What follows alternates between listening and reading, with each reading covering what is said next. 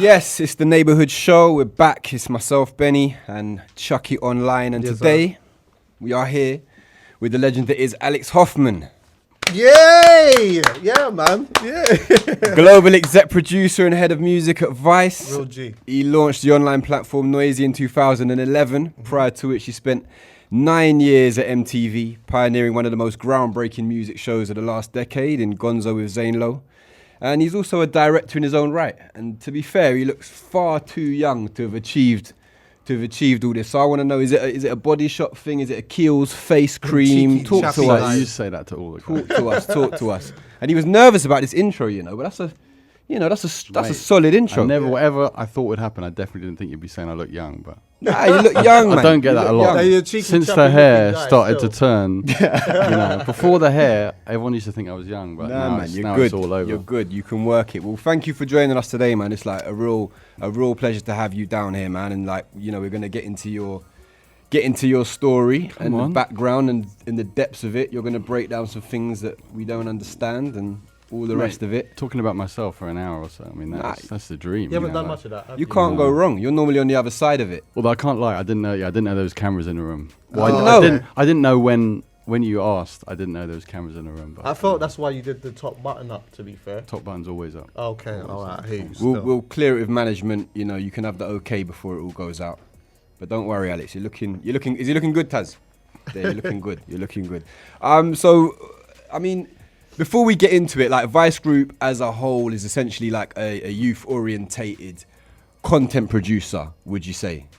Yeah, that's fair. It's a media platform. I don't know what it is. It's just this huge, confusing, mad thing, but it's been amazing to work there.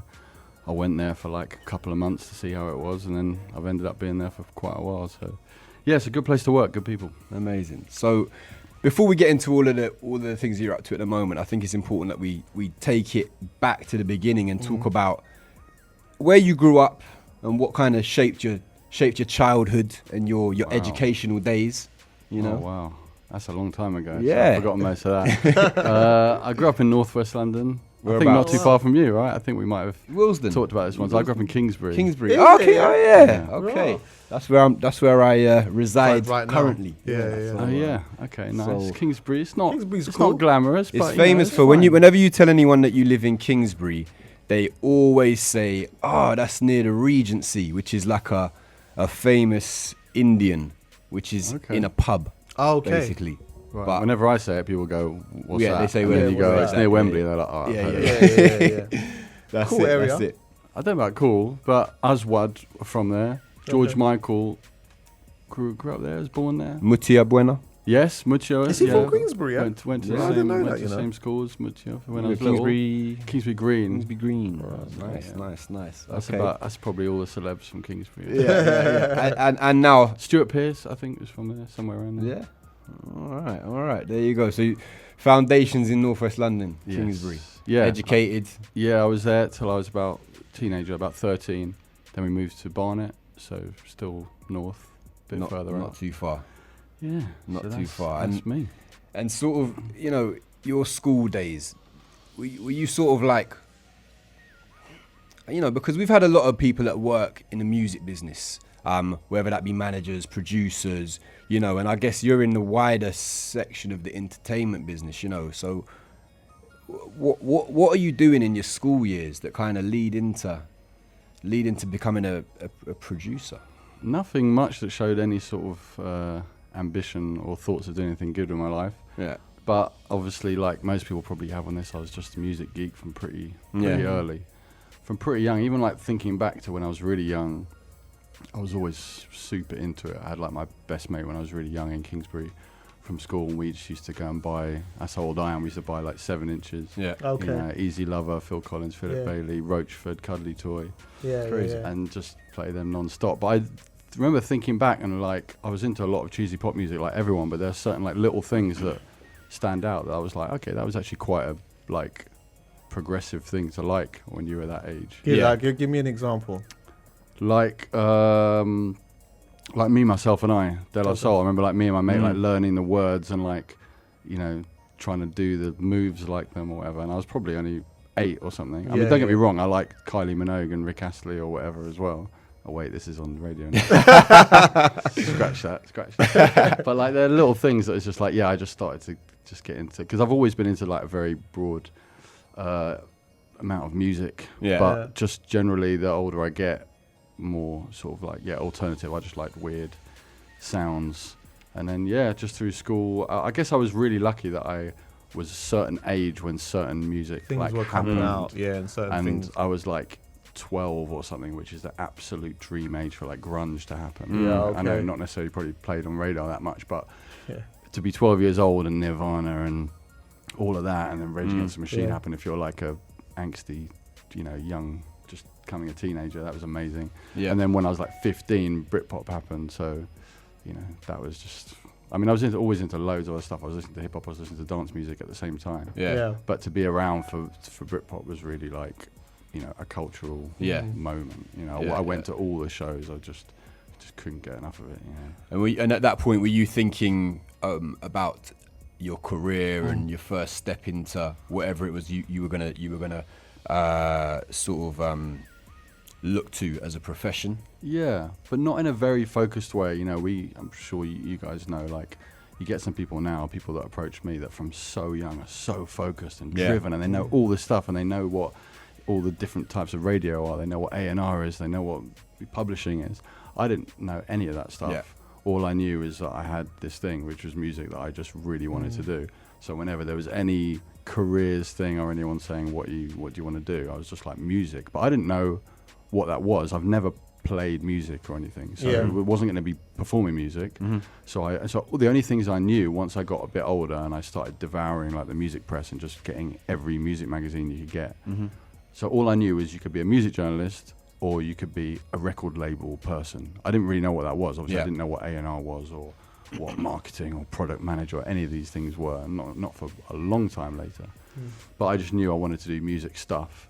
So at school it was just like, we had one thing ever that was like a meeting with someone about your careers. They never talked about it otherwise, but they're like, right, careers meeting. What do you want to do? And I'm like, I love music. Remember those. Yeah. And I was like, I want to do music. They're like, what do you play? I was like, I don't. Yeah.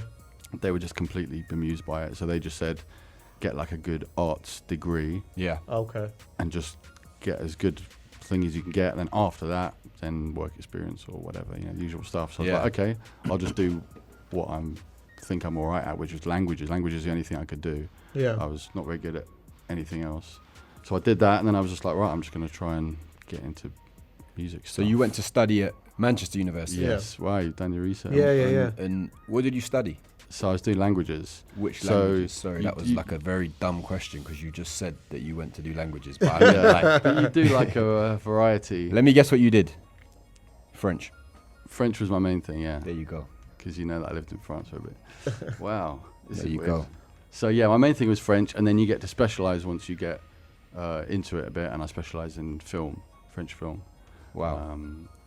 So I literally just did that. But then whilst I was at uni, I was trying to think at school. Now at school I was just like a fan of music. Whereas when I got to uni, I was like, right, I probably need to do something with this. So I started all the classic things a music head does at uni. So the club night, the writing for the student paper, the radio show, very similar to this. It's very professional in Fuse FM in Manchester. I remember the first show, because there was probably nobody listening, like literally nobody. So there's one bit, and then we listened to it back afterwards, and there was 25 minutes where it just wasn't on air. We were still chatting, but we've all been there. I've been there. It's probably happening right now. There. Yeah, I remember doing pirate radio actually, and thinking to myself, "Rah, why ain't the phone ringing?" But we're just there, just doing our thing, barring away, whatever, and then literally leaving the radio station and then realizing, that it wasn't on that whole time.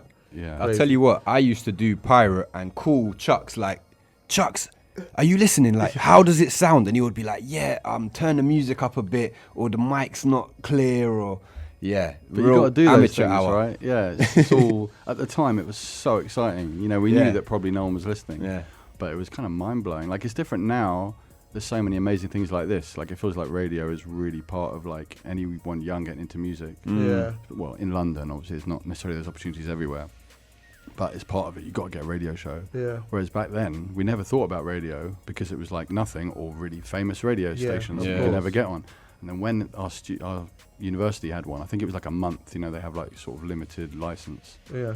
And we just like applied for it because we had this little club night, and it was amazing. You know. Like, Did you like while being at uni? Did you then start to understand a little bit of what it was that you wanted to do, or was you still kind of just a bit? But I still, like, when I left uni, wasn't like so aware.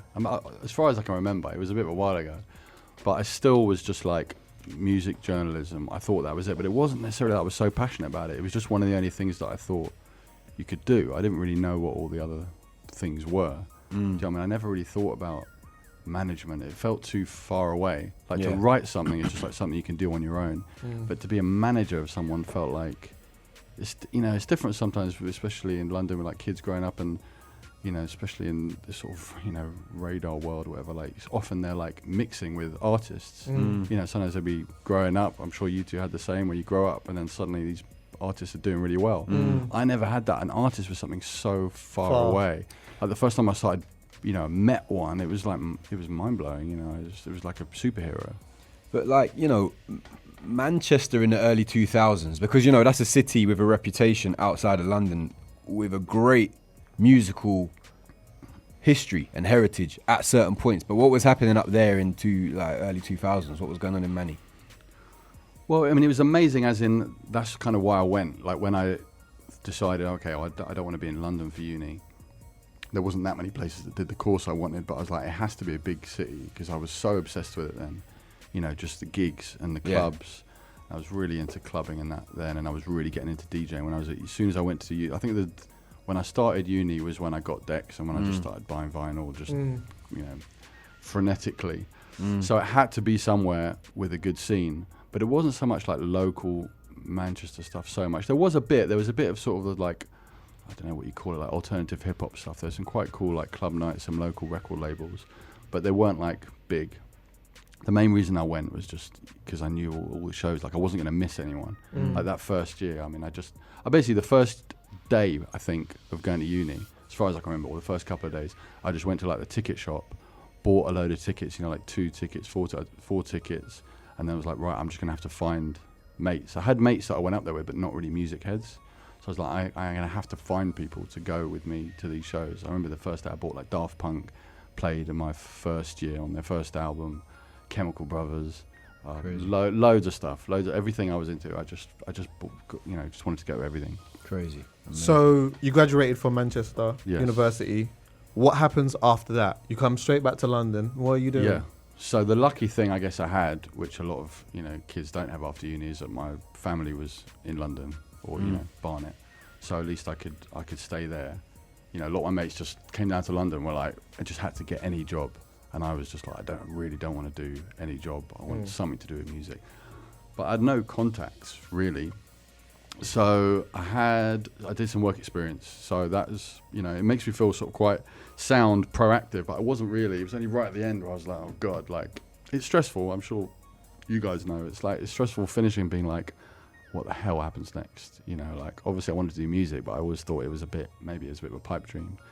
But I had a couple of contacts, like my mum's friend ran a sandwich bar round the corner from a music magazine, and he was like, when I'd see him, he'd be like, oh yeah, I know these people who run this music magazine. So he asked them and they let me go for a couple of weeks work experience. Doesn't exist anymore. It's mainly like a dance music mag. So I did 2 weeks there, again, amazing. I mean, even when I was at uni doing that, I remember doing the reviewing stuff for the university, like the student paper, obviously CDs back then. Yeah. I don't know what happens now. I don't know how, because back then it was like you go to the music meeting. I remember the first time they were like, who wants this? And I'd be like, put my hand up and then throw like a CD single, 1 track with no case, in a plastic case. And it like blew my mind. And I went after the meeting and be like, what happens? Who do I give it back to afterwards? And they're like, no, you can keep it. And I was like, oh my God. I get to keep. It was the first time I'd ever had like free, music for free. Yeah. It was mad. But yeah, so yeah, just being for 2 weeks in that place was like, yeah, I mean, I'd love to, I can't imagine what I was like back then. I mean, I was quite shy. So it's not like I was driving them mad. Yeah. But I must have just been so overly enthusiastic. Yeah, yeah. You know, Yeah, if anyone yeah. asked me to do anything, I must have been like, oh yeah, I'll do it. But that's good. Yeah, it's great. That always can put you into a good state if you ask questions and you do find a way of like being enthusiastic about what it is that you're doing, because you learn stuff, you meet people, and you never know like who then you might end up coming back into paths with, you know? Yeah, I definitely didn't have any like mentors in the music world that were telling me what to do. I was just going blind. I was just like, okay, I'm going to go into this place, and you know, I was just super keen. And then as soon as that finished, I got another one, which was in this sort of kind of organisation that doesn't really exist anymore. It was a bit more like indie, but they had different areas, and they actually put me in the radio bit. I don't even know what I was doing. I was just helping out there, not really doing that much, but again, just happy to be around music geeks. It was all other like music heads that were either working there or doing work experience. It was called Channel Fly. They had the magazine, the Fly, Yeah, The Fly. and it was all part of the Barfly group. And then they had this radio network, like student radio network. So I was helping out there, and then I managed to get an interview for an internship at MTV, which was mind blowing. Even just to have That's that. got to be like, you know, because at that time as well, MTV was like Massive. just a huge official commercial entity. And when I told my mates, because they obviously, they all found it hilarious, because I used to sit at home and just watch it non-stop. Yeah. So it's almost ironic. So, but how did you taking it back then? Yeah, as Ben said, MTV was like it was a huge thing. Yeah, and to a degree, if you're not in the music game, it's still pretty far away. How did you manage to land an interview there? Like, who did you know? What happened? Yeah, I mean, it kind of feels bad because it is always someone you know, isn't it? But my sister, her like best friend was in like marketing something at MTV, and she was just really went out of her way to help me. Do you know what I mean? It does always make me think sometimes when someone sends you a thing, which happens like every 10 minutes, someone's like, can you help someone out, work experience, and you really want to help, and then you get busy. But like, she didn't have to, and she really went out of her way. But like anything in this world, it's just like so much of it is luck. She happened to go around. She was like, oh, you know, he's really into his music. So there's a lot of areas in MTV, like in any music company, that's not necessarily so music focused or so like exciting for what I was into at the time. Yeah. She's like, I'm going to go to the like talent department. And then she worked in the like international office in Oxford Street, rather than in Camden was the like UK office. So she's like, I'm going to go around to the the international European basically talent people and see what's going on. And she just happened to ask, and literally the guy straight away was like, oh yeah, actually we're interviewing for this 2-month internship for the MTV Awards, for the EMAs, right, for the Europe Music Awards, and we need someone really soon. And I've interviewed like 5 people, and they're all hopeless. Can you come in tomorrow? So obviously I was just like mind blown. Wow. Like, if I think now to when I got that email or call, I guess, I was literally just like shaking, and then I got that, and then I think it was maybe hours later, the radio place, which was very small, but still the thought of getting any job that was paid in music was mind blowing for me. So they were like, oh, our newsreader is leaving. Do you want to read the news? Right. Really? Wait, on this student broadcast network or whatever it was called. Okay. Which is a small thing, but obviously at the time it was just like, what? And it wasn't just like a music thing. You'd read the news, right? Yeah. You're a newsreader. Yeah. And I was like, wow. And so then I was like, oh, I've got this interview. Maybe I won't do it because I'm getting offered a job here. Then I was like, obviously spoke to my sister, and she's like, what are you talking about? You have to go for this. It's MTV. This is not this small place you're working at. Anyway, obviously went for the interview, and just such luck that they needed someone quickly. I dread to think what I was like in this interview, and I'm sure I was pleasant enough, but like when they explained what I was doing, I was just like, I don't know what any of this is, but it sounds amazing. It sounds good. Yeah, they like basically said it's a 2-month internship running up to the EMAs, obviously, which I'd watched every year, and the MTV Awards, the American one, I'd watched every year, and they were like, it's in Frankfurt, so you're going to work for like 7 weeks here, collating all the information, speaking to all the labels, getting all the stuff to do with the people who are performing and presenting and attending, all the nominees. Menial stuff, but it didn't matter, obviously. You were just in MTV. And then you go out there and you spend a week working there, and you help with getting the talent around the venue. Wow. I'm Crazy. like, what? Wow. That's like, it was mind-blowing just to be there. And then literally left thinking like I didn't know what questions to ask. I didn't understand what that was. I didn't know that was a thing that people help talent get around. You know, you don't think about what's behind the stage and all the bits that go into making a huge show like that. Of course. Happen. And then literally like hours later they were like, yeah, cool, do you want to start on Monday? Sick. Before you did the interview, what did you do to prepare? I mean, you had the less than 24 hours, but like, what did you do? Anything? Did you make any notes? Did you write anything down? You know what? I really can't remember. I must have done, but I think Debbie, my sister's friend who worked with me, I think she just put my mind at rest. We're just like, oh, it's not really an interview. You should just meet this guy. I don't even know. I really can't remember. I don't think in my head it was as big a deal as it actually was. Like it was so life changing. Yeah. You know, actually completely life changing. Who knows? If I hadn't got that, I might still be reading the news. Obviously, that thing went under like weeks later. Well, a few years later. So look, it's a 2-month internship. Is it paid or is it unpaid? It's paid. Paid. So wow. back then, well, still now, I think all the MTV internships were paid. It was 150 quid a week, which at the time was like. But listen, wow. the record labels were operating slave labor until very recently. Let me tell you. Yeah, there's a lot of companies still. You know? People Can I just ask free. a random question? Is there any like internships in music today that pay? Yeah. They All are. the record labels now have to pay. Oh, yeah. okay. You It's can law. do maybe work experience for like for free for a couple of weeks maybe. But Okay. if you do at Universal, the year-long internship pays, I think, $1,000 a month or something like that. But I think they give it's like one person like through the whole, you know. Just to fit the road. Okay. So so you fell on your feet nicely. Yeah. But it was 2 months, and you know, at the end of the 2 months, what you know, that's fast approaching. Are you thinking you got to look for other jobs? But now you can put MTV on your CV. Like, I know it's crazy thinking back because I thought like, oh well, now once I've got that, that's like amazing experience. But obviously it's 2 months. Do you know what I mean? Yeah. Think about now, given that when you're looking for jobs, people looking for 2, 3, 5, 10 years experience. Yeah. So to have 2 months and something, but it's still a good start. So I don't think I was. I mean, obviously I was nervous towards the end of it, but I was too excited to be doing it to worry too much. Yeah. But I was definitely trying to get around the company and talk to people and just be like, oh, I'll do anything. Yeah. Yeah. You know, I remember like when I was at the awards, one of the people that I got chatting to like worked in the tape library or whatever, and he was like, oh, we do like shifts in there. You could work there. You know, like I'll email my boss. And I was like, oh my God, amazing. Obviously a few months later I'll be like, well, that wouldn't be a good move. But at the time I was like, I didn't care. I just wanted to be there. When you're in the building, it's like, oh my God, look at what these people are doing. Their lives is revolving around music. So I just wanted to stay there. And luckily, because I only did a 2-month internship, as I finished it, there was a girl I got to know who was in the like press department, who was like, well, our internship's coming up. You should speak to HR, see if you can do another one. I know you can't do 2 6-month ones, but because yours is only a little one, maybe they'll let you do it. So I asked, and that got sorted out. So I worked for 6 months in the press department. Again, not really doing stuff I was so passionate about. Yeah. What was you doing though?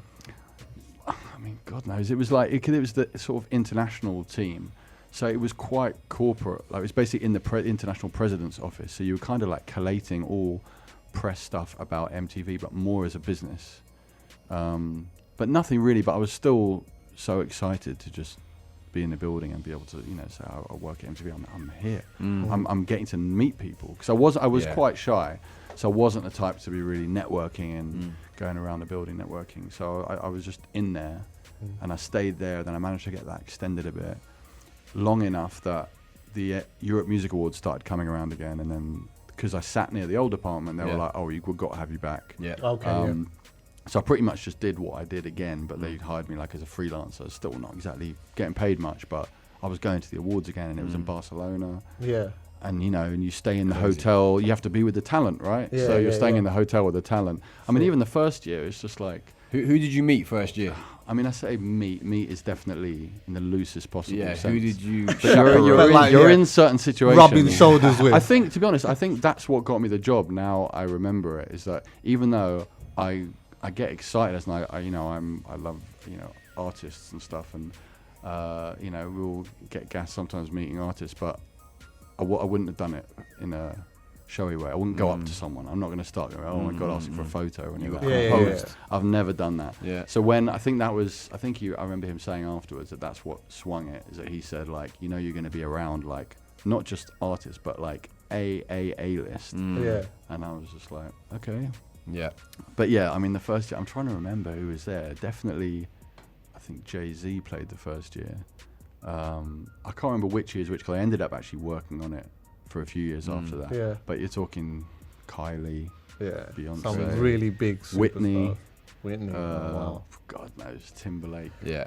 But you touched on a good thing which you spoke about on the show before, in that, you know, you just got your foot in the door. It wasn't necessarily an area that you knew that you wanted to work in, but it allowed you to kind of navigate the building and get an understanding of the dynamic of a company like MTV, and whether it was working in press, whether it was working on the live event side of it, like you know, whether it was bypassing the tape library or whatever, you got to see the structure of the company. And I think it's like an important lesson to kind of re-highlight for young people trying to get into the business.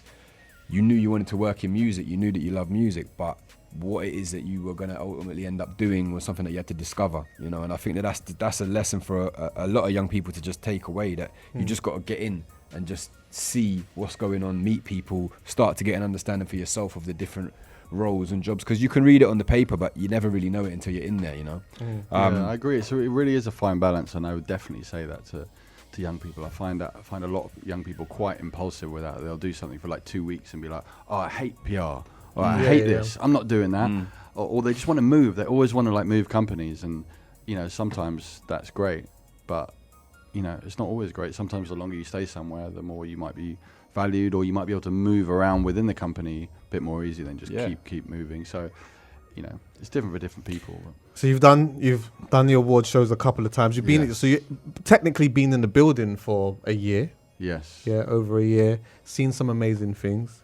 Met some people. Yeah. Networked. Been around the building. Yeah, I would never think that I networked, but I wasn't doing it meaningfully. You but I was, was, because I was meeting different people in different It departments. didn't feel like it was networking. No. But, yeah. And then I guess it was basically from doing this job, you do get to meet quite a lot of people, because you look, I mean, it's fairly boring, but what I was doing those 2 years is looking after the talent escorts, which is what they do. Loads of people from within the company across all departments apply to be a talent escort, and they get assigned to an artist. Yeah. So they basically just got to like get them towels and get them make sure they're seated. That's the main thing, is you got the walkies on, and you just get the director, whatever, of talent just shouting, and you're like, we need them seated now, you know, they're about to get nominated for something. It's like, who's got eyes on so and so, you know. And it's like, and then it was your artist, you're like, oh shit, you know, you're sweating it, because most of these people, they don't work in talent, they work in some random place. So this is their one night where they need to like represent and do the job. So it's quite stressful.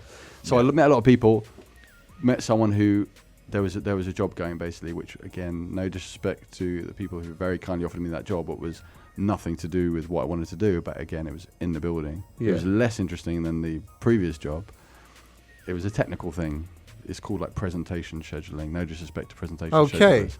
But it wasn't even for like UK. It was for like, they ran a bunch of, this is boring anyway. I did it for a few months, and luckily I got to know the people who worked on MTV2. And I knew that I wanted to work in the music channels, obviously. There was a little area of MTV that had the digital channels, whatever, the music channels as they became known. And there was a little quadrant where there was MTV2 and MTV Bass. MTV2 is like indie, alternative, all that stuff. MTV Bass, obviously hip-hop, R&B. And they were like sort of facing backs to each other, but there was a little quadrant where they'd always be like just talking about music. And I was like, oh, I would kill to be there. There's just like every day just coming, watching videos and having funny arguments about stuff. So I got to know them, and I was like, I've got to get in there. And it was like anything, really, just total luck that after about 6 months of doing this really dead job, like how often does that happen? Like a junior position that was like, it was called channel assistant. So it was a bit of production, you know, helping on the shows, scheduling, you know, music programming, just everything, just being the general. But you're working as part of, I mean, how big's the team on MTV2? Is it not very big? 3 or 4. I've always wanted to know like how big, because I mean, I went into the building 1 or 2 times, but I always wanted to know how big the operations were for each TV station. Well, the thing is, it's a bit like Vice. You get lots of people across the building who work across all the channels in some way, whether it's marketing or sales, but in terms of like the production, basically the music programming and the making stuff, because obviously they don't really make content anymore, music content so much anymore. But back then they were doing, we had Gonzo with Zayn, and they had The Lick with Trevor, but there were also various events and festivals and interviews, and we had artists in like every day. They had a little like sign, like a LED sign on the door, and it was like, today MTV welcomes, and there was always like at least one artist that would be like Girls Aloud and The Killers or whatever, and then gradually as the years went on, it would be like less and less, and then suddenly it was like there's no artists coming in really, very rarely. Can you explain to me what a TV producer is, and what a TV and film producer is? What is that? What, in the MTV 2 sense of the word? Yeah. Well, I mean, that's what's weird about it, is that most people who do that now, who do what I do like film school or some sort of TV production, video production. I didn't, so I just got thrown into it. So I was pretty much doing like scheduling, like, which is like helping work out what goes on when, what playlist hours go on when. We used to play shows like the Osbournes and Jackass and all of that. And in terms of making the shows, it was pretty much Gonzo. And I had no experience, so it was basically helping writing the links, right? So which is, I mean, you know what links are, right? It's just a bit that Zayn says. So it'd be in between videos. So it'd be getting him the info, what the video is, what he's supposed to say, what he's supposed to throw to, what other shows he's supposed to throw to, interview questions, pulling stuff off the message boards. That was big then. It was all stuff that was, I didn't really need so much. Like, oh mate, that was big. That's a throwback. Chucks, we need a producer because we're still writing our own questions out here. This is where we've been going wrong. Taz, well, that's what's mad. I didn't need to. Us, man. But I didn't need to, because Zayn knew way more about any of these bands. Like his memory and just knowledge was so ridiculous that it was just like, I don't really know why I'm writing these things. So let's talk about that. Let's get into Gonzo, and let's get into the relationship with Zayn. And I mean, how far into your time at MTV was it before, or MTV2 should I say, before you sort of, I'm guessing you met Zayn pretty much, he was already at the station when you started working there? Oh yeah, he'd been at MTV before doing a couple of shows. But Gonzo didn't exist, right? It existed when I started. Oh, it existed already? Yeah, okay, I would cool. love to claim credit, but no, it existed. It was just not that long before. It's probably, I don't know, maybe 6 months before they'd started like MTV2, and they were like, right, well, Zayn's obviously the guy for that channel, so they just devised this show.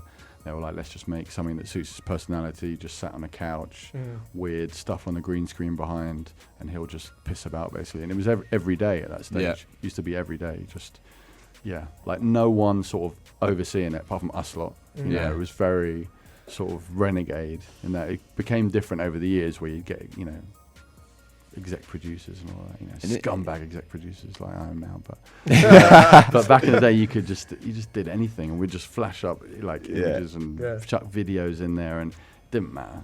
But in the first instance, you were a channel assistant. Yeah. And what was the process of graduating, because ultimately you came to produce that show, right?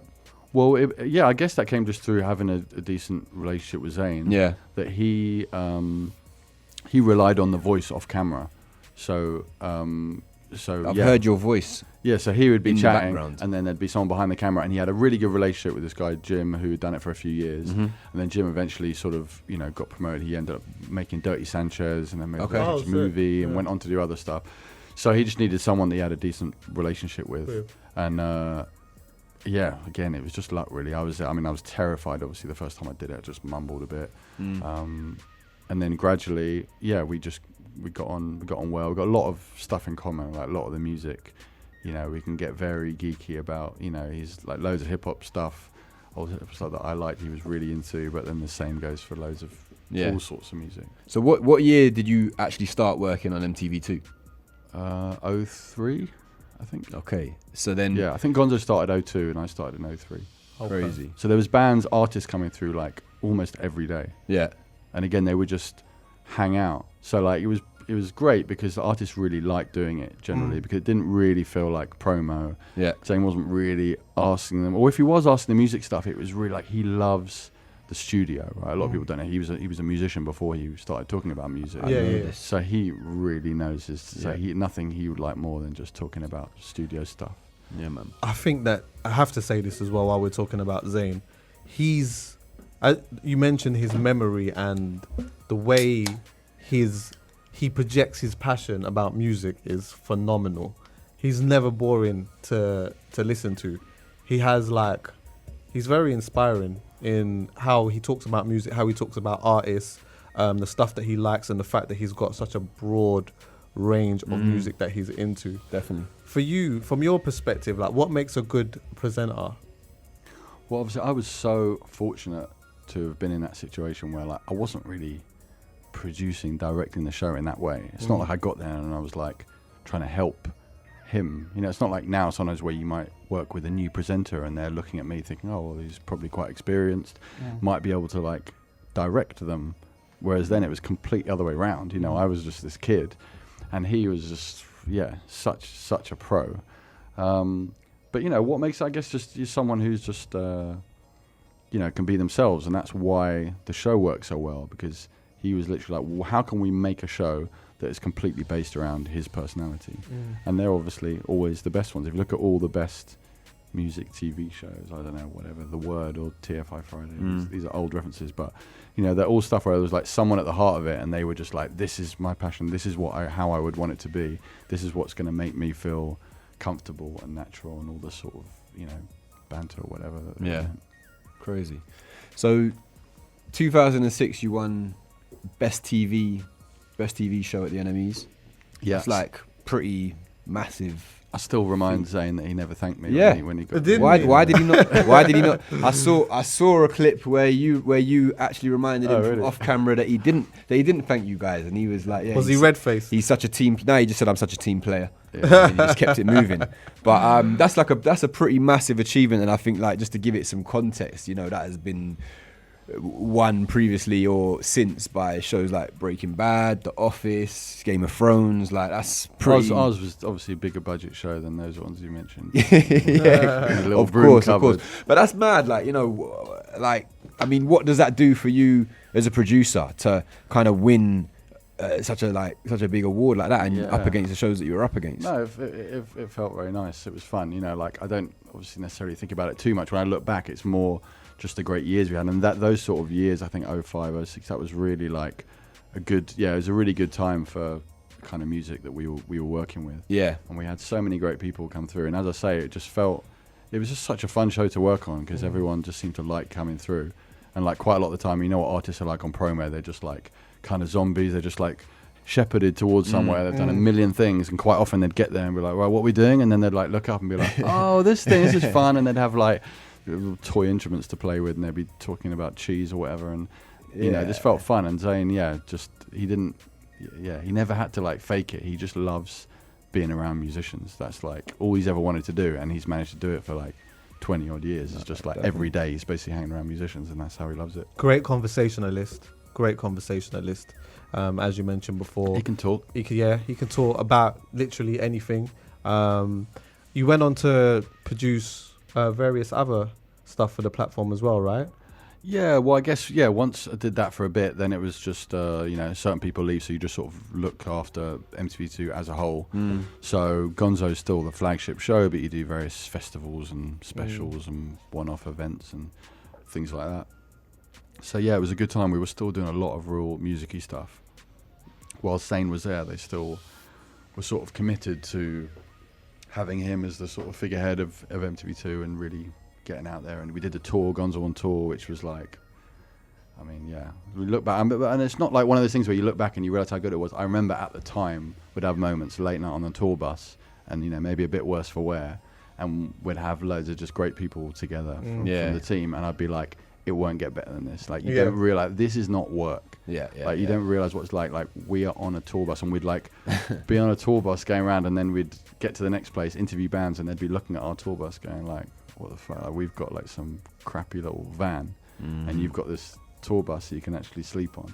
And it was so much fun. It's kind of funny, like, I remember the first weekend we did it, we left on like the Thursday night, and we got back on like the Sunday night, maybe late, like literally 3 gigs. And then got in and work on Monday in the morning, and they was like, how are you? And we were like, oh man, life on the road, you know, it's like tough. I'm like knackered. And then you talk to these bands and they'll be like, we've done like 67 days in the van. We don't have like, we had like a day room in a hotel. So you'd wake up, you'd go to the day room, you'd have a shower, at least feel like a human. These bands, some of them are just slogging it. That's crazy, isn't it? But even doing it, I mean, I'm sure it's a lot easier doing it like Drake on the private jet and whatever. But still, like, just all of those time zones, all of those shows every single night, like it's no joke. No, it's no joke. Like aside from being the artist, just being a member of the tour crew or whatever. I mean, it's just as intense. Yeah, like that's gotta be a lot. Yeah, well, you guys know because you're sort of part of it, but most people who don't, they have zero sympathy if anyone ever complains about being on tour. Of course, like, that's mental. Like, especially if you're like in a band, or I guess being a solo artist as well, because you're still in a band. It's still a gang that you're together with. Yeah, it's like, imagine being that close, even your best friends, if you're together non-stop and you never get any sleep, and you're then going on to the next thing, and you never get to stop and eat, and then you go into the next thing. And then there's always a party, which I know you could say, well, you don't have to go to the party, but you kind of do. And when it's everyone's there, going, and everyone's offering you drink, and everyone wants a piece of you. And then the next day it's the same. Like, you're gonna fall out with everyone. You're gonna lose your mind at least 3 times a day. Yeah. And I think that's what's happening now. People gradually in the industry are starting to realize, like, we actually have to try and look after artists, because it sounds like the dream, and it is. But there's a price to pay. That's why you probably had a lot of artists before. I mean, I know an element of it still happens today, but at one period of time, you were getting a lot of artists that were having breakdowns, and that was because of how heavy their schedule was, and just the amount of time that they were on the road. In a mix of all of that with the partying and all of the other stuff, intense. Yeah, and people like have just that obvious reaction of just like, oh, what a dick. Yeah. Every time someone's acting weird, oh, dick. Yeah. Oh, Britney shaved her head, what an idiot. Yeah. Kanye's like having some sort of, chatting loads of crap on stage. What a dick. And I was like, I don't know, man. If that was your friend, would you think that? You might think, oh, hang on, maybe they need a hand. Maybe they need a bit of time off. But doing that volume of or producing that amount of shows at that kind of frequency,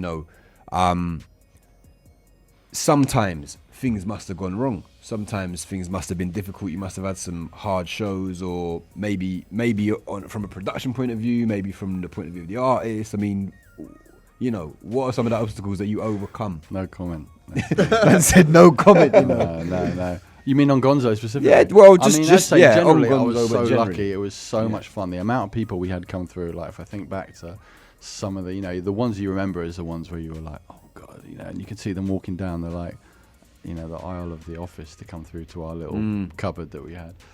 So it was great. But of course, it's like Zayn's the same, right? Zayn's the same in that his schedule is always mental, and he always packs it, and he always wants to do more. And I saw him not that long ago, and he's still doing the same.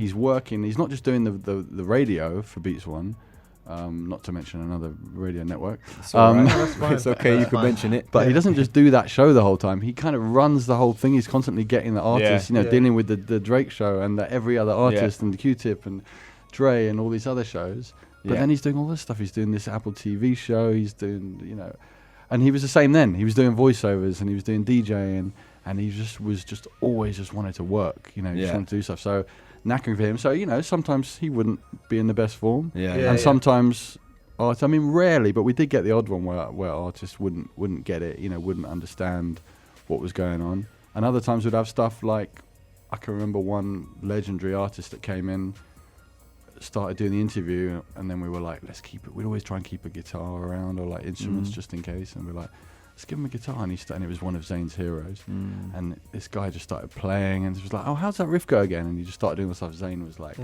that's crazy. So into it.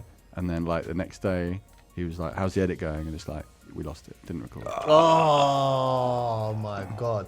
Wow. Do you know what? Those things are my biggest. And I'm not talking about like a UK artist that's like, because that's happened with the UK artists where we're like, I'm so sorry, but we're going to have to do that again. And they come in and the first minute's awkward and you do it. This is an American artist that is never going to come back and didn't, and it never happened. No. That's and that's not the worst story from MTV. There's stuff that I wasn't involved in. Oh my God, yeah. Stuff where like an evening, this was based, I'm not going to say what artist, but like an evening where it was the big Studio A, right, which we didn't ever get to go in. And it was like an evening of having fans in there. So they get to ask questions, they get to watch them perform, and they get to see an interview. So it's like a good, with all the stopping and different passes of the tracks. It was probably 3-4 hours. It was like the ultimate thing. 4 times a year they'd do like, I can't remember what it was called, but it was like a big meet. And just did the whole thing. And there was the gallery. So it was not like just us, in the cupboard. Big gallery, all staff working on it, and they just finished it. It's like, yeah, we got it. No audio. Do you know what? Let me tell you this, yeah. You see, if I was a fan, though, if I was there, and I was in a part of the audience, and it didn't go out, I think I would. It's not that I'd be happy about it, but do you know what? At least then I know that I was a part of something special that nobody else is going to witness now. It's not out. I know it's great for the person in the crowd, but for the person who didn't record it, whose one job, it's not like with us where you have to do 10 jobs. His job is, or her job, record the audio. You're the audio person. I fired. I don't think they're around for much longer. Crazy. So fired. That's fired. But anyway, so how did you go on to progress within MTV? Because he was doing the Gonzo stuff. He was filming other. He was part of like filming other bits of content as well on the station. How? Yeah, it was just kind of natural, really. Like I was just there. What was next? So eventually, people leave, and then you end up just sort of running it. Then there was a little spell where, again, kind of boring, but we got moved to another office, another production company. It's basically like a production company. They decided to let people pitch on the content. So basically we got like outsourced to a production company. So still making Gonzo, still making the video, all the MTV stuff, MTV2 stuff, but we're making it in another production company. So I went there for a little bit in Portobello. But Zayn came with and did all that. But it was sort of coincided with a time where MTV was gradually sort of less and less commitment to like good new music. And Zayn was like the bastion, right? Well, as long as we had him, as long as I was like next to him, I thought, I know they're still going to do good stuff, because they might not have got him and they might have thought, why is he not acting in a sort of conventional presenter manner? Why is he not doing his piece to camera at the beginning and looking down the eye? Why is he sort of shuffling about and making in-jokes with this mumbly guy off camera? It was still happening. But then eventually once Gonzo went, it was like, right, well, this is sort of probably the time to start looking around. And that's when I was sort of, and I'm not going to lie, I was quite nervous because it was a different time. There wasn't the sort of all these digital platforms at the sort of level that they're at now, that are like making a serious amount of good quality video content. At the time it was like there's TV and there's there were some people doing little bits and pieces. It was only Vice really that decided we're going to invest in online video in a big way, and like documentaries, longer stuff. And I remember at the time people were like, who's going to sit at their computer and watch a documentary? That's what I was going to say. How did you feel about that? Before we segue though into your next chapter at Vice, just before we segue into that, because you talked about Zayn's enthusiasm, and it kind of, I think, it kind of transitions in the same way. When he left the UK to go and work at Apple, I read a piece where you spoke about the sort of cynicism that you received at the hands of the British public for how passionate and enthusiastic that he was, and that you felt like, for him to go over to the States, they kind of celebrate those characters over there. You can be a lot more, I guess, outwardly ambitious and just enthusiastic. Yeah, enthusiasm is considered great over there, whereas in certain worlds, especially in like certain music circles, it's considered a bit much. You don't want to be too over the top. And he knew, like, he always used to make jokes about it. Like when he moved over to England, his first job was in a record shop in Music Video Exchange in Camden. And it was I mean, what people in those sort of record shops are like. It's just like quite very dour. Quite dour, very quiet, sort of like very mumbly sort of thing. Like if you don't know your stuff, they're not really interested.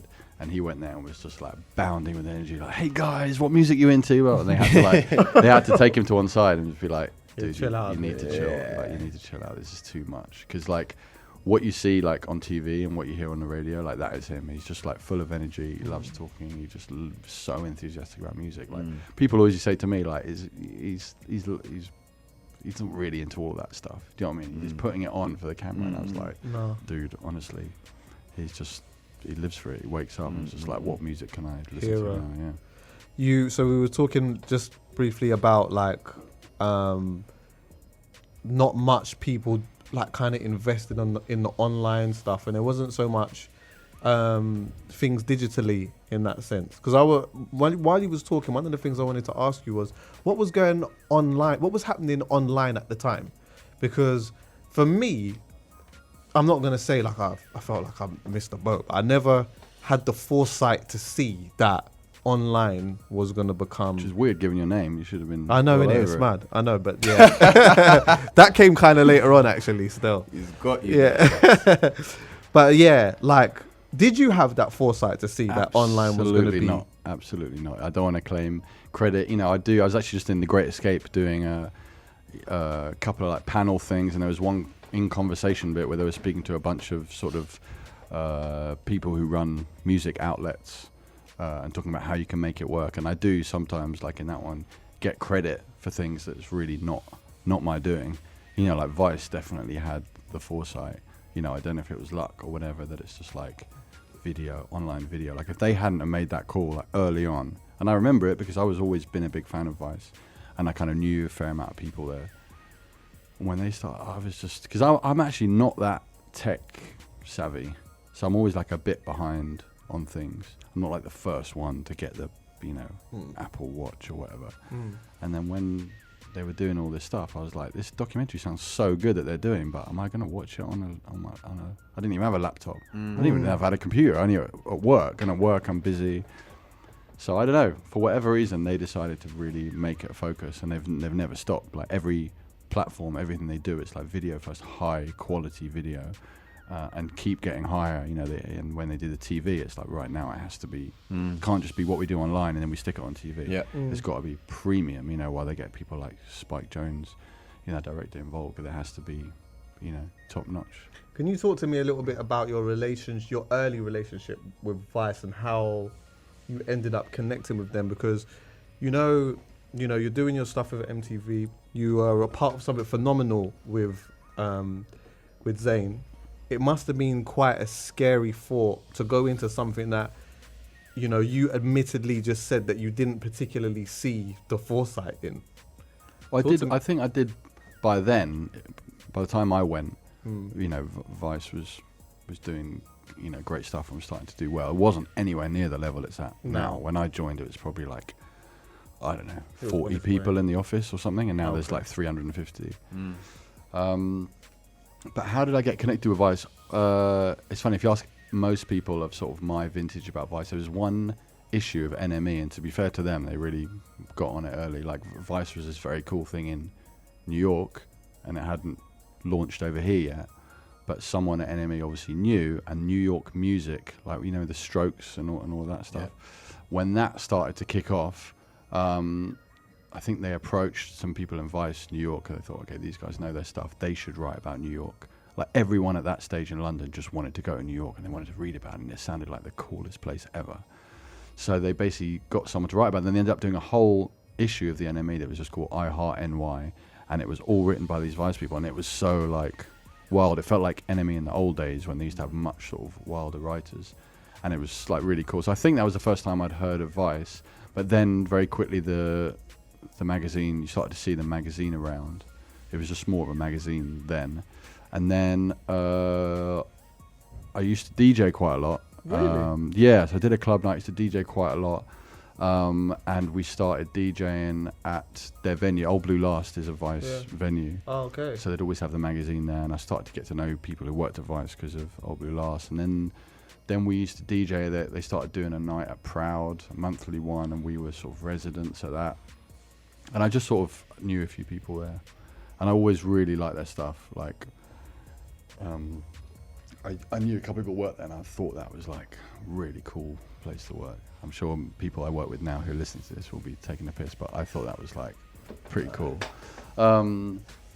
So I knew about it, and we used to DJ at their parties. They used to do normally like once a year some big blowout party with free booze at some big place, and we'd often get asked to DJ.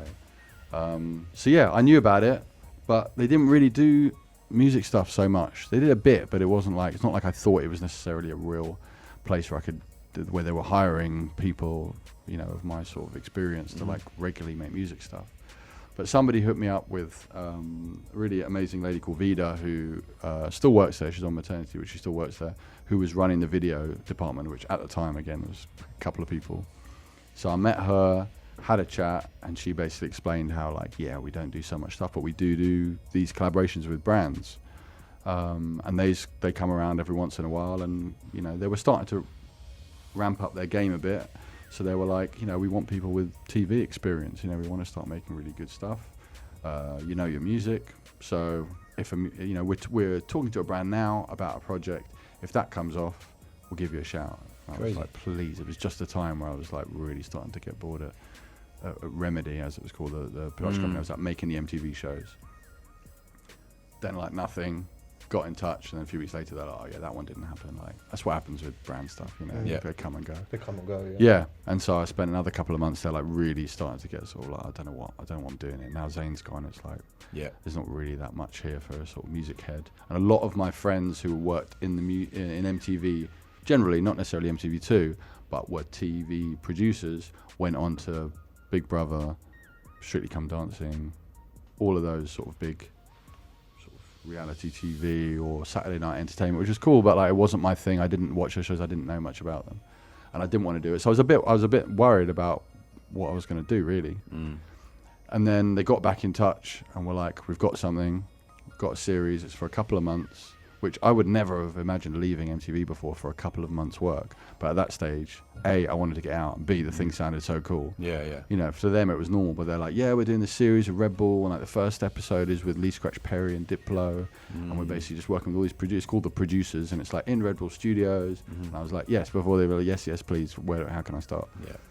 So they gave me the shout, and I went to work there for a couple of months, and and it was cool. I mean, I didn't, you know, it was slow getting in there. It was like, to be working somewhere for so long and then be in this new office and all these like cool young people, and you know, I'd never done branded content, so it was kind of a bit slow, but I had something at the end of it. After it looked like it was going to work out perfectly, because a couple of months later I was going to go off and do this other thing. Actually with Zane, we were talking about doing something. And then like the last couple of weeks I was there, they called a couple of us into a meeting, and we're setting up this new project, like a music project. We want like a platform, because Vice there was only Vice. It wasn't like there was other platforms then. Obviously now there's 400 of them. But they were like, yeah, we're going to do this music thing called Noisey, and we were all like, that sounds cool. Like the name's not very good, but like sounds good. And they were like, no, that's a done deal. That's already been sorted. I was like, okay, cool, fair enough. And so then it was just like, well, you know, you're the music. Luckily, because most people there are so, or at the time was so like documentary, news, just, I don't know, luckily there wasn't like a music head. If there was like a old school Vice person there who was the real music head, they would have been like, okay, I'll do Noisey, see him, new guy, and that would have been it. But luckily there wasn't an obvious music head. So, so I was like, all right, let's give this a go. So like did it for a few months. Before you ask your question, Kano, probably got a question to ask. It's funny that you mentioned about the name, that it not being a vibe. But because I was having a conversation the other day, and like they were trying to come up with a name about something, and I said that the majority of names sound shit until it bangs. 100%. So look you at can band come up with names. Look at band names. Like most of them, if you actually think about it, it's terrible. Or just, I don't know, Arctic Monkeys or whatever. Exactly. Like Oasis. If that didn't work, if Arctic Monkeys didn't work out, how dead would that sound? But that's why, you know what, sometimes you just don't even need to overthink certain things, man. Just, you know what, if a name comes to you, a little vibe comes to you, just run with it. If it works out, then it just sounds cool. Nobody's thinking about it. What I really learned though was that once I started getting on like Twitter and we started posting Noisey content, because obviously then it was, nobody knew what Noisey was. A lot of people didn't even, in the music industry, didn't know what Vice was. So I had to first of all try and explain what Vice was. And then I go, oh, then we got this new thing called Noisey. They're like, completely lost already. Too much. But once I started searching it on Twitter, you start to realize the amount of people who spell Noisey like that anyway. Yeah. There's like a million tweets every day. They're like, oh, my noisy neighbours. And I literally felt like replying to all of them and be like, that's not how you spell it. I was like, can one of these tweets just be about something we've made rather than your noisy neighbours? So you've effectively been headhunted from MTV. Yeah, let's say it like that. Let's just say it like that. Yeah, and then they've thought you were so good they've just set up a whole new department and made you the head of it. Again, a slight Just run with it. exaggeration, Yeah. but Run with it, you know, Alex, I've had a run with couple it. of beers, so yeah, totally. But were you head of music at Noisey from the jump? No, I mean there wasn't Noisey at the beginning. It was just we were just making these particular videos. It was kind of with a brand, and it was just this project. We didn't know how long it was going to last. It wasn't like anything like it is now. It wasn't a website. It wasn't like daily stuff. Sure. It was very specific content that we were making, like in association with a brand. Yeah. And all I got was like, right, we have to make this big deal, and this happening all around the world. So there's people making Noisey stuff in Brazil and in Germany and blah blah. Yeah. And you're the UK person, but we want you to oversee Europe. So you need to go to Spain, France, and Germany to make sure they're not completely screwing it up. Because a lot of these, we had a small office relatively at the time, but a lot of these, Vice, Spain, France, were half the size or less than us. And the video team with 1 or 2 people. So they were like, oversee that, but make 10 videos of like relatively up and coming artists. Yeah. So I was just like, right, okay. And we wanted to mix up the genres. So obviously I had to get straight in, did gigs, did Wiley, did Tempety, but then did a bunch of other, you know, Mogwai, a bunch of like, you know, indie stuff, punk things, metal, all the stuff that like Vice has got heritage, you know. Vice pretty much started as like a punk zine in Canada. So even if it's stuff that I'm not massively into, you're just trying to hit all the areas that Vice music has covered. Because even though they haven't done loads of music content, they're known for parties, and they're known for like having live music at parties. So even though, like, you know, on the MTV2 platform, like Gonzo as a show was not necessarily traditional as a TV format, if you get what I'm saying. Like you approach things differently. It was quite left, but I guess stepping out and doing and creating content for an online platform and audience, like, is, am I right in saying you're so much more free? And well, everything about Vice is a lot freer than like most places. It's quite off the wall, a lot of the stuff that you do, you know. Yeah, and I think a lot of people who work there don't necessarily realise, like, if they went to a lot of other places, it's a lot more rigid. Yeah, People would come to me and be like, oh, what's the music policy? And I'm like, nobody's ever written that down. Policy. We never have someone going like, no, that's not right. Check the document as to what we do. You know, we do obviously what we think people find exciting at that particular time. But was that liberating for you to come into? It's amazing. Yeah. Like, yeah, especially, like, as I say, I don't want to say anything bad about MTV because they gave me the job and course. I had an amazing time.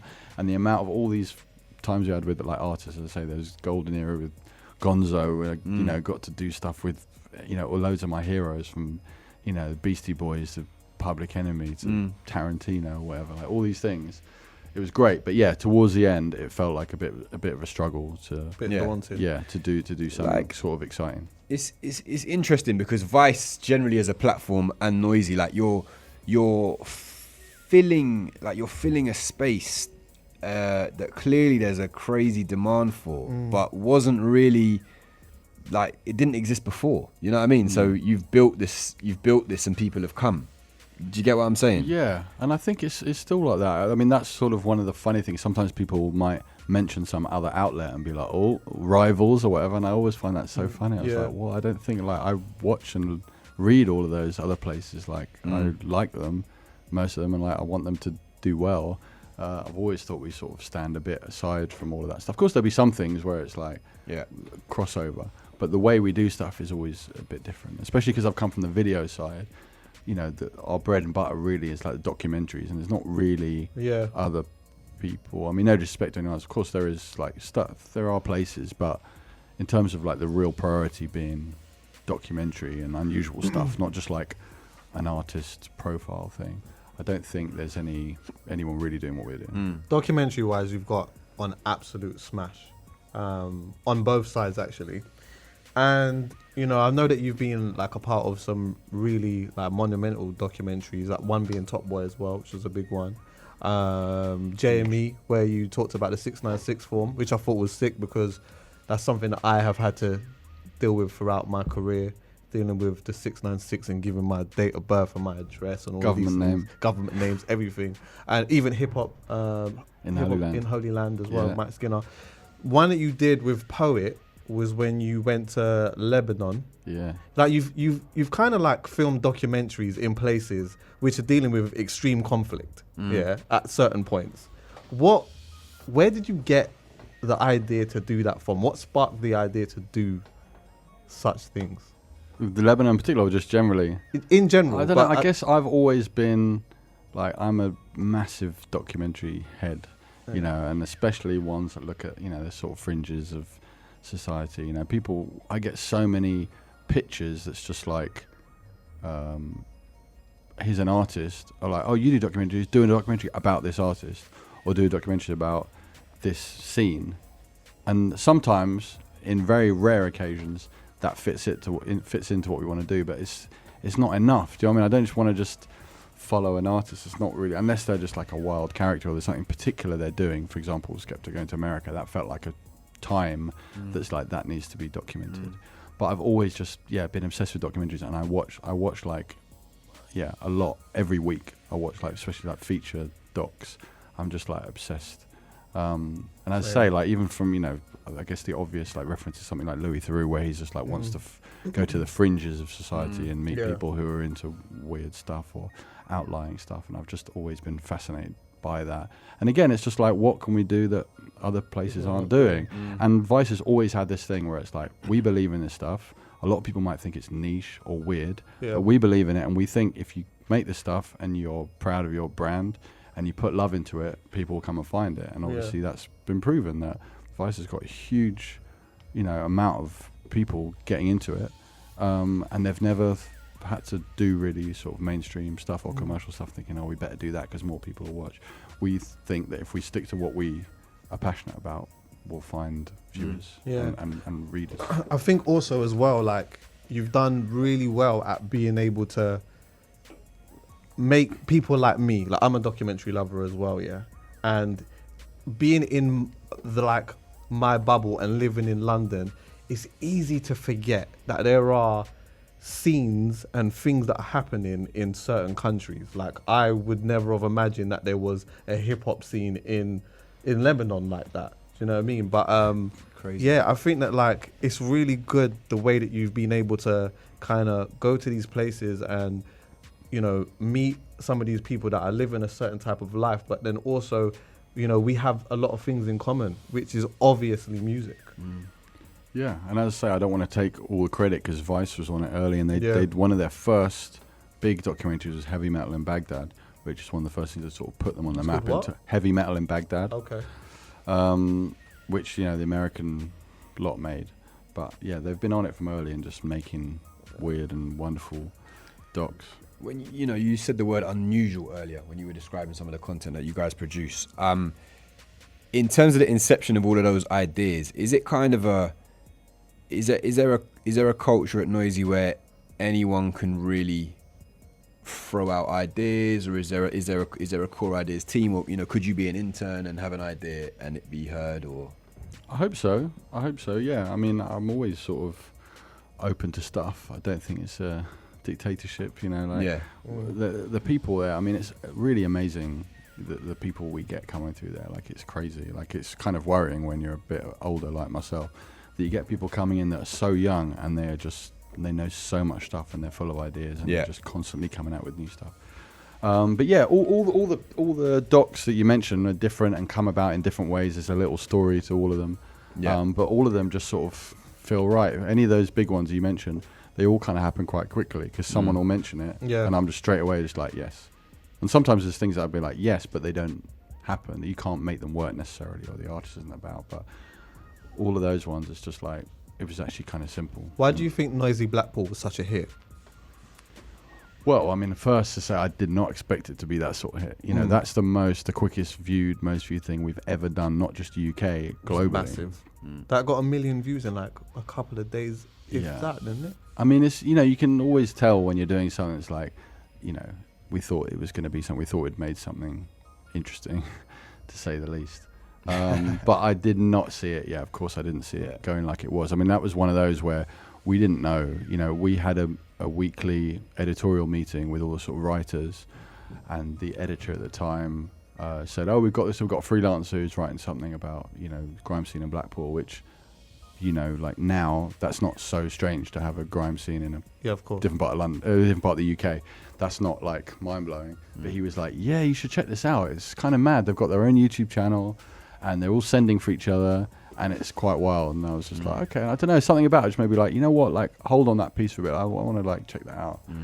So I probably had a moment like a lot of people I know, where you went on the YouTube channel, looked at the views, and were like, "Oh, that's quite a lot of views for like some random place." Yeah. Okay, well, what's this kid? He's like about 9 years old. Clicked on it, and just like could not believe what I was looking at, and then clicked on the next one, and then the next one. I'm just like, you just get in a hole where like, this is fascinating. And I know we did get some grief, especially like when we dropped the trailer. There'd be some people that'd be like, "Oh, why are they doing this? Why don't they concentrate on some real music scenes or whatever?" But I say I love documentaries. I love a story where I'm like, this is fascinating. Yeah. And I just couldn't believe what I was looking at. And a guy called Tayo, who is our main sort of like producer director guy at Noisey, who hired about a year ago, I guess. And he had just started, and almost straight away I was just like, look at this YouTube channel, go up there. Like, you need to just go up there. I didn't know if it was going to be 5 minutes or whether we'd even get any access, but maybe it would just be one little thing where we got to interview Little T or whatever. I was like, just go up there and look for people. I was like, just find them. And he was just like, didn't know what was going on. Like, he'd come more from like a TV, like he really knows his stuff, but he came from more of a mainstream TV world. So he went up there first time, didn't find anyone, filmed a bit of, you know, B-roll, you know, just like the sky, just like Blackpool scenery, and was just like, and then gradually, you know, it just sort of, and then as that was happening, not only did we get more content and we sort of start to understand the sort of depth of the story that was happening here, but also the things started popping off, and there started to be more like, you know, sometimes I can't remember exactly which ones, but like an SPTV or a GRM Daily would like drop a little thing on their Facebook, and every once in a while something would start happening, and then people would be like, "What's this?" Find the YouTube channel, and they started going from like, when I first looked at it, I'd be like, "Wow, 50,000 views, that's quite a lot." And suddenly I'd be like, "Whoa, 500,000 views, that's kind of mad." And then the more Tyler went up there with Poet, who never wants to go to Blackpool again.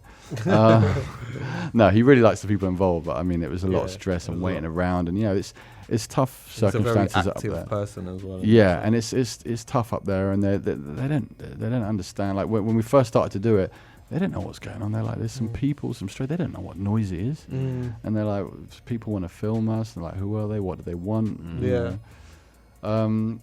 But yeah, it was very it took a while, but I was just like, I really believed in it, and we dropped the trailer, and of course there's some people, even people that I knew, they might be like, "Why are you doing that?" And I'd be like, "Do me a favor, wait, watch the full film, and tell me that that's not a story that was worth telling, that was an unusual story."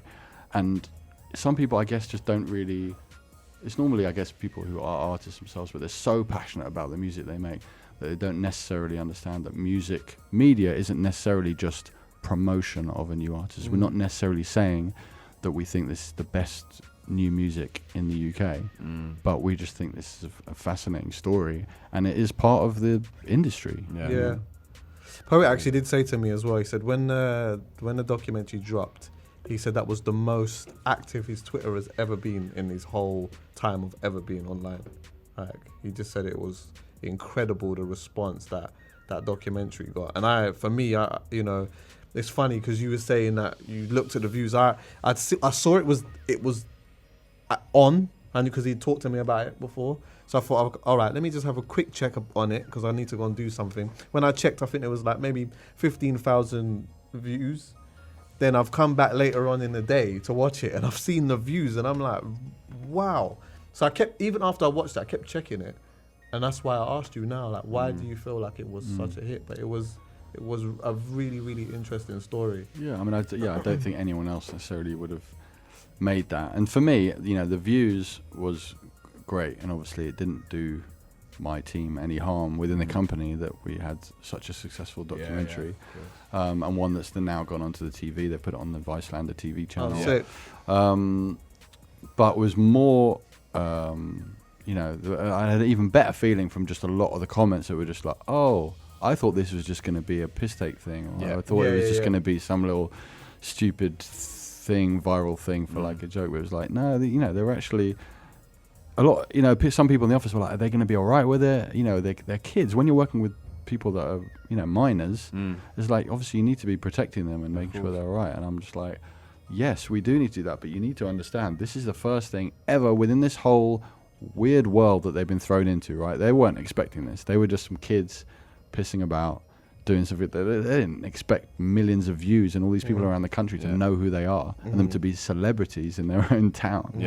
They weren't expecting this. This is the first thing, and again, not to big it out, everyone's got their own opinion. Some people might not like it, but this is the first thing ever to consider them as humans. Everything else is just like abuse. I mean, the stuff that gets written about them, like across socials and everything, and the YouTube comments is horrendous. Like for like a 14-year-old girl, you know, and her family to have to see some of the stuff that's written about her, that's crazy. Is crazy. So like, this is actually, you know, I don't know. I hope, like, we had a really amazing night where we screened it the night before it went up, and they came down and we watched it with their families in a packed room in Cameo with like 300 people. Yeah.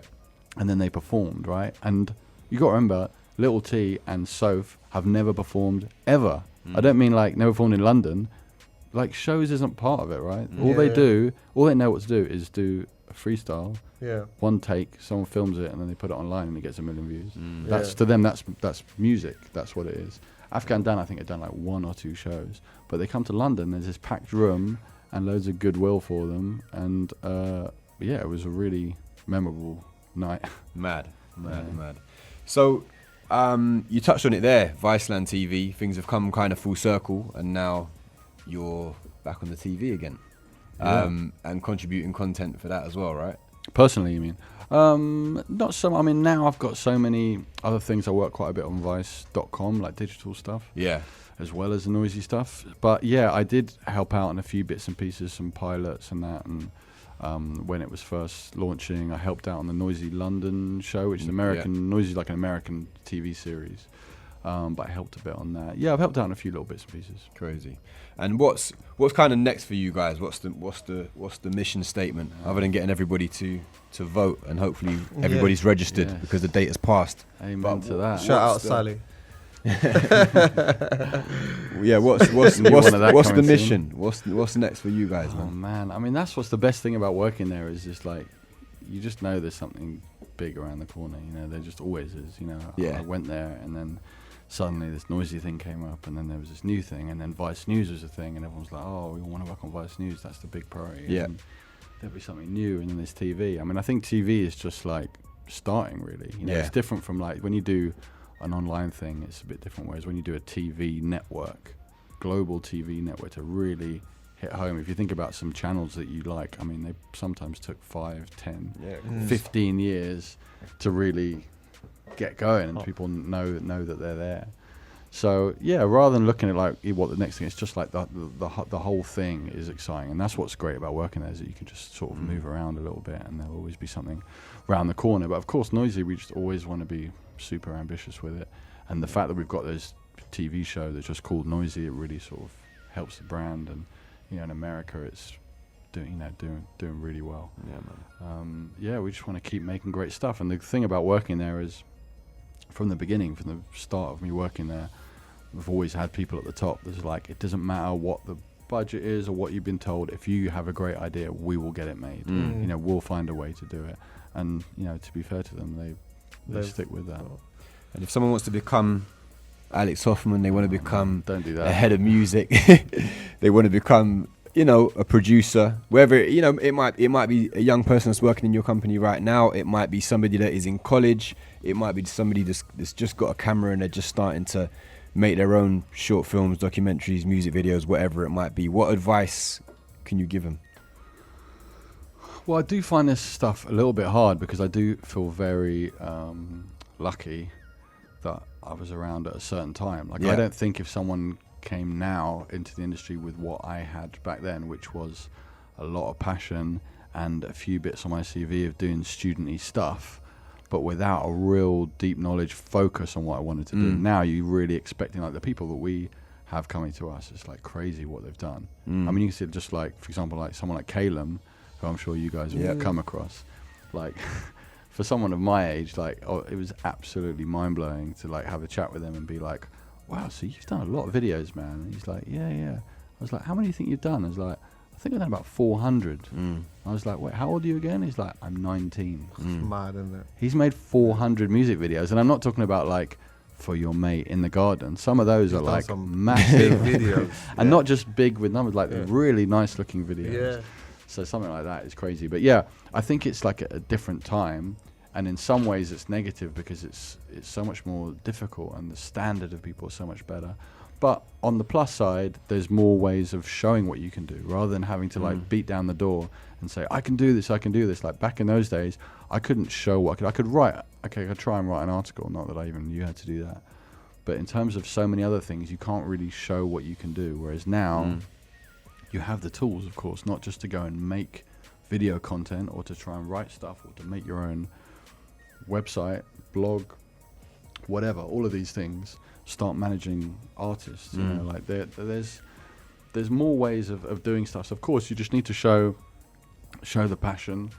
You need to get out there, and you know, I hate saying networking because I was terrible at it, but there's no other way around it, right? You need to be in places where people are, but try and do it in a humble way and try not to be too in people's faces. But yeah, I think it's trying to find that balance of enthusiasm and humility. And I think, you know, some people can be so desperate for it and so enthusiastic that they can actually get a bit conspiratorial about it and think everyone's against me and like, oh, you know, I went somewhere, they rejected me, they hate me, and it's like, no, I mean, we get that with artists, like, oh yeah, I've heard you guys hate us. It's like, what? Like someone once may have sent an email that maybe didn't get responded to, or they might not know the platforms, know what they're about. Sometimes it's just like, well, we don't really do that. We don't do those sort of premieres, or we don't post everything. But yeah, it's trying to get that balance. And I know some people, it's just like they're so desperate to do well, and it's not easy. You know, it's much easier coming from 15 years or whatever I've done and look back. Whereas when you're that person, you're just exploding with like that mixture of enthusiasm and slight boiling over anger with like, why is it not all happening now? Yesterday, you know.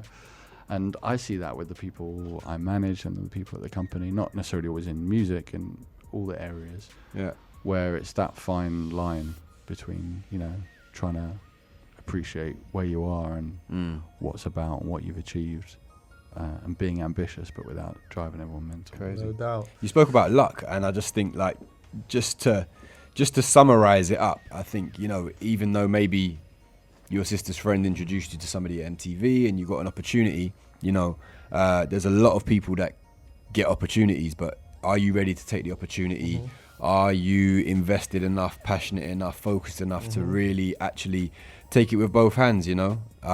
So I agree with you.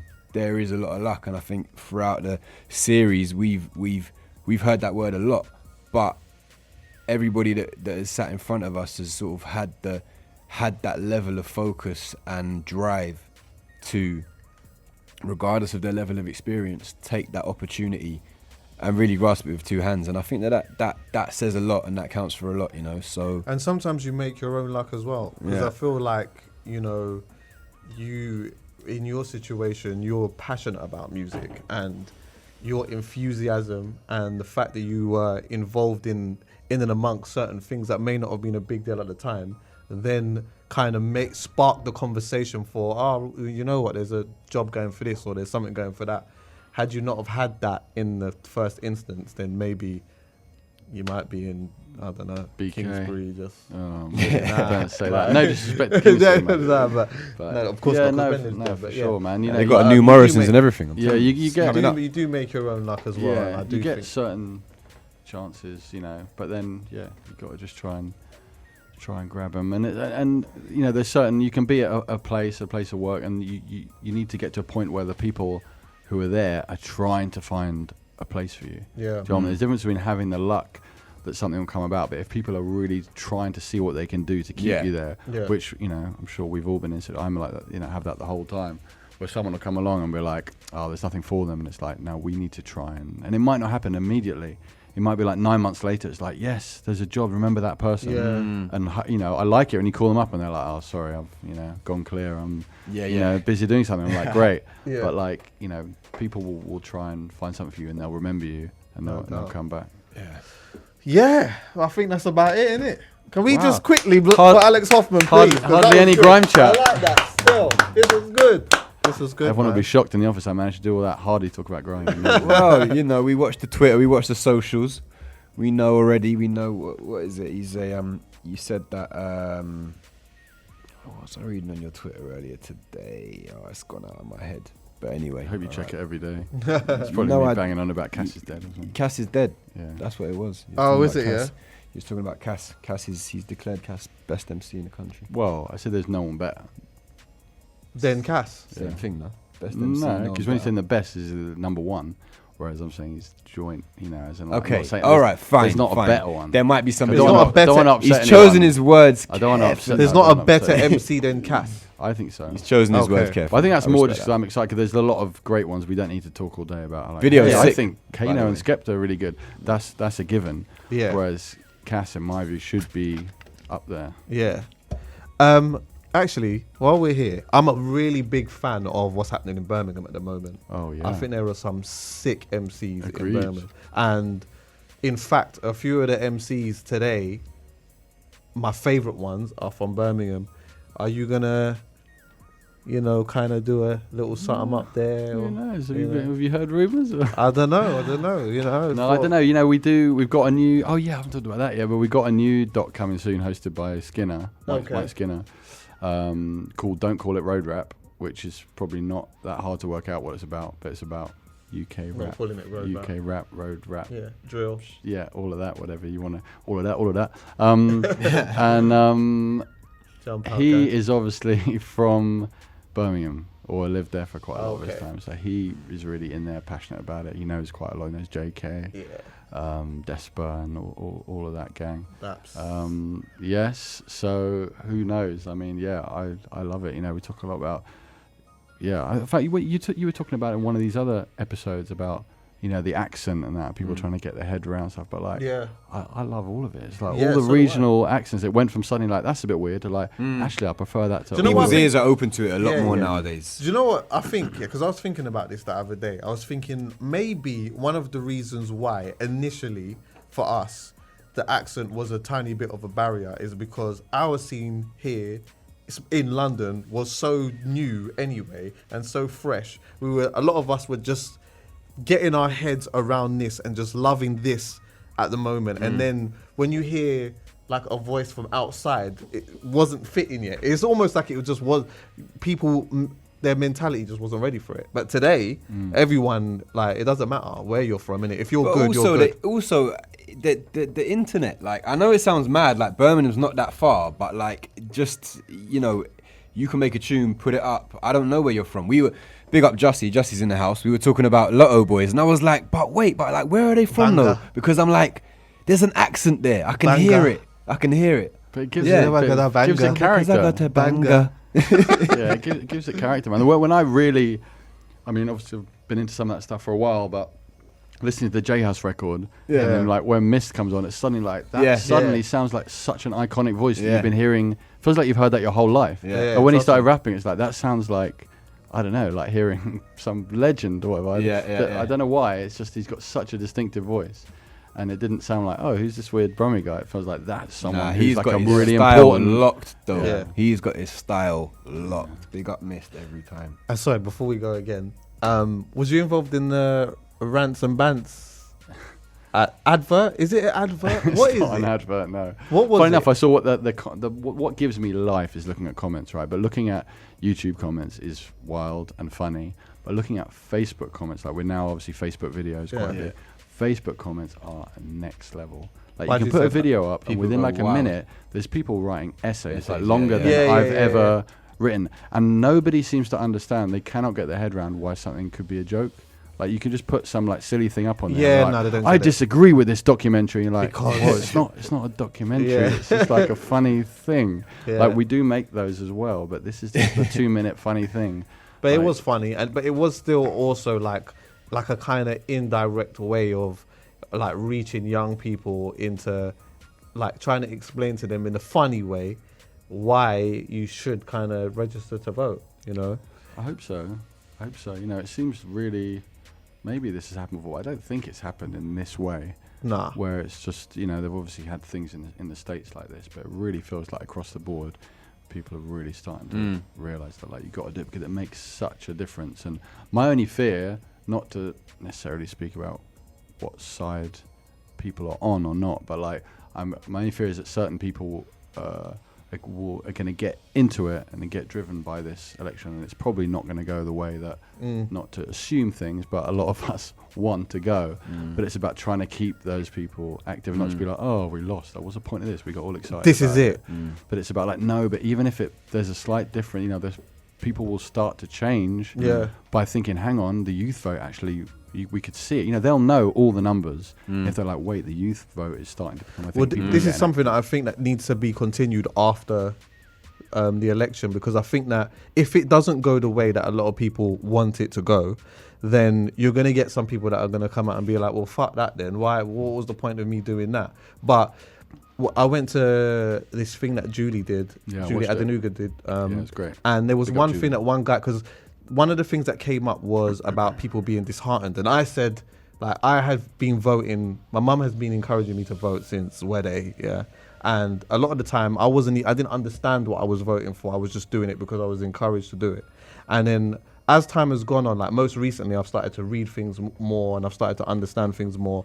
But I did feel like, okay, obviously I'm going to vote this time, but yeah, there can be this level of disheartening if it doesn't go that way. But one of the things that a guy said on the panel was that you have to understand that it takes time, and if more and more people do it, at some point there will become a change. He said one of the things that struck with me was that he was like, well, look at like equal rights in terms of black people. This wasn't a thing that just happened within a year or a month or whatever. It was it was a situation where you had to persevere and you had to keep prodding along a little bit and you had to keep like fighting the battle until, you know, the message fully cut through. Who was and that that's guy? why- He was great, by the way.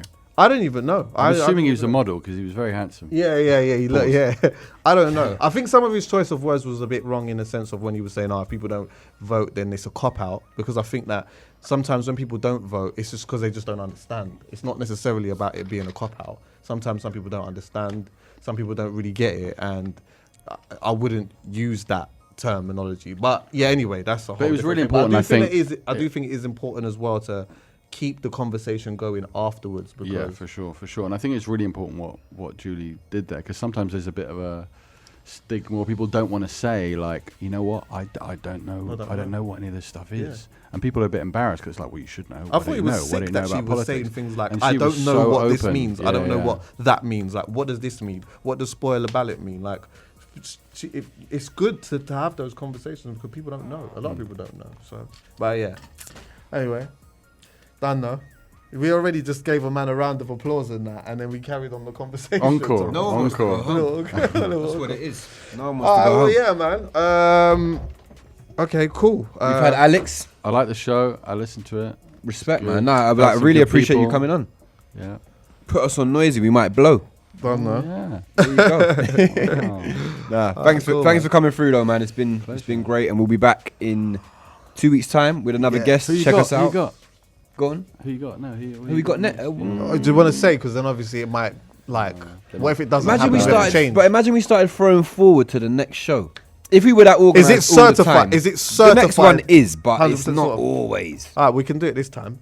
All right. So the next show, 2 weeks' time, come back. We're going to be sitting down with Richard Thomas, who is Kano's manager and just a general You're not allowed to have all-round favourites in this game, but he. Yeah, He's a he's a I've I've character. never met Character. him properly, to be fair. Listen, mate. Rich is wicked, and you know what? He's done. Better do a he's done 6-hour lot. special because he's got some. He's done a stories. lot. He's done a hell of a lot in this game. Most notably managing Kano for over a decade from the start of his career, but he's done a lot, he's influenced a lot and kicked down a lot of doors, I think, to get to where we are today. Honestly, he will take us back. Well, so. I better take back what I said about him being my favourite manager, because obviously that's you. But, but I honestly think, you know your stuff, but people could learn so much. Trust me. There's that balance of like he lives it, like he is.